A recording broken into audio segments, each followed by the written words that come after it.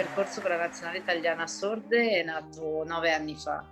Io ero ancora una giocatrice e all'epoca giocavo a Pesaro e il DT della Nazionale, nonché fondatrice Beatrice Terenzi, che all'epoca era l'addetta stampa della società per cui giocavo, e mi ha visto allenare anche le bambine un po' più piccole e ha riconosciuto in me delle doti di empatia e quindi mi ha detto: ma ti potrebbe interessare provare ad allenare questo gruppo di ragazze sorde che era appena nato perché aveva solo un anno. E io ho accettato ben volentieri la sfida e da lì è nata la scintilla. E all'inizio mi sentivo un po' in imbarazzo, non sapendo bene come comportarmi, come comunicare al miglior modo, e in più da parte loro c'era abbastanza diffidenza verso magari questa persona che si approcciava per la prima volta al loro mondo. E quindi mi hanno fatto delle domande del perché io mi ero avvicinata al loro mondo, se avevo qualche parente sordo, perché ero tanto entusiasta di venire al contatto con loro. E io con tutta la naturalezza gli ho detto che a me piaceva allenare, mi piaceva la pallacanestro e quindi l'avevo colta come sfida anche per imparare poi nuove cose. I primi anni, quindi parliamo di 9 anni fa, le ragazze erano quasi tutte segnanti, quindi l'interprete era una figura fondamentale per me. Negli ultimi anni le ragazze che poi adesso fanno parte della nazionale sono quasi tutte oraliste, quindi leggono benissimo il labiale. Il basket sordo si differenzia poco per quanto riguarda la parte tattica da quello udenti. Sicuramente ci sono un po' più di problemi di comunicazione, ma si trovano degli escamotage diversi. Quindi l'esperienza di poter allenare queste ragazze fantastiche sicuramente anche per me è stato un momento di crescita, perché mi ha insegnato diversi modi di comunicare che poi mi riporto tuttora mentre alleno gli udenti. Per richiamare l'attenzione delle giocatrici o sbracciamo un po' di più e quindi loro, avendo dei sensi un po' più sviluppati, se ne accorgono, oppure battendo il piede a terra, le vibrazioni del parquet loro le recepiscono e si girano. E in più chiaramente in panchina siamo in più persone e quindi ci aiutiamo anche nella comunicazione. Il basket per me è stato il mio primo amore, poi lo devo molto alla mia famiglia, perché mio papà era un ex giocatore, ex dirigente, mio fratello ex giocatore, quindi diciamo che è stato un affare di famiglia.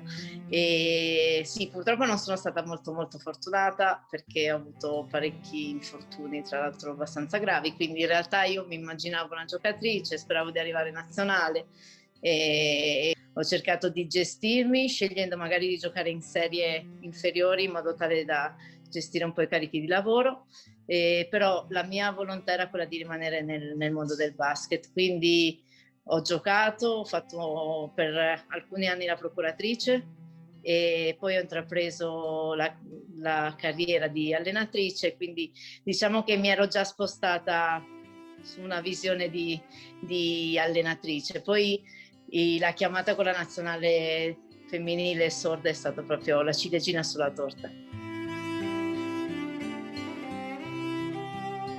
Le aspettative della federazione sicuramente erano di qualificarci per le Deaflympics, che sono le Olimpiadi dei sordi, che dovrebbero essere in programma a maggio 2022. Però quindi dovevamo essere tra le prime 5 delle 5 squadre qualificate. Io avevo molte perplessità perché chiaramente venivamo da 2 anni di non attività dovuti alla pandemia e forse siamo state una delle nazioni più colpite. Altre nazioni sono riuscite comunque a mantenere dei campionati attivi, avevano la possibilità di fare allenamenti, noi avevamo proprio tutto bloccato. In più, per quanto a volte venga sottovalutato, se per noi la pandemia è stata difficile, per i sordi molto di più, perché l'utilizzo di mascherine ha proprio interrotto per loro la comunicazione. E devo dire la verità, ai primi raduni eravamo un po' sconsolate perché non erano proprio al top le giocatrici. Alcune un po' in sovrappeso, alcune avevano proprio smesso l'attività, ma poi abbiamo la fortuna di allenare delle ragazze straordinarie, quindi poi il loro senso di responsabilità le ha fatte allenare anche nei periodi in cui magari si fermavano le attività, loro hanno continuato. E quindi diciamo che il risultato poi che abbiamo raggiunto per quanto riguarda noi staff è qualcosa di inaspettato. Credo che sia stato l'europeo perfetto, nel senso si è creato un gruppo, si è creata squadra, e penso che sia stato proprio quello il valore aggiunto. Non c'era proprio una voglia di passare il tempo insieme, di soffrire insieme, di gioire insieme e di lavorare insieme.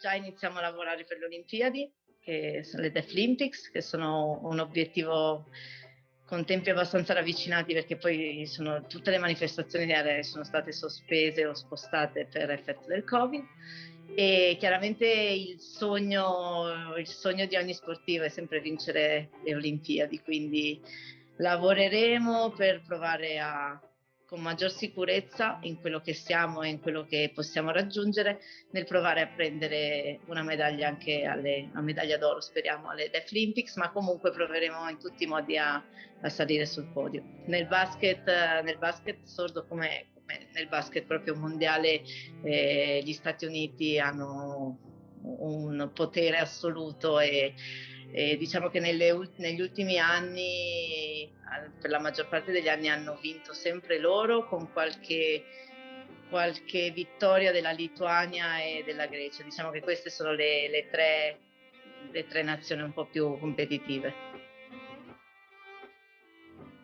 Ma per quanto riguarda me, continuare a lavorare, continuare a fare quello che mi fa star bene, quindi stare in mezzo ai ragazzi, allenare, riuscire a trasmettere la passione che poi mi ha accompagnato per questi anni. Dopo la vittoria del titolo europeo già siamo state contattate da 2 nuove giocatrici e spero e mi auguro che ci siano anche giocatrici friulane che si avvicinino perché manca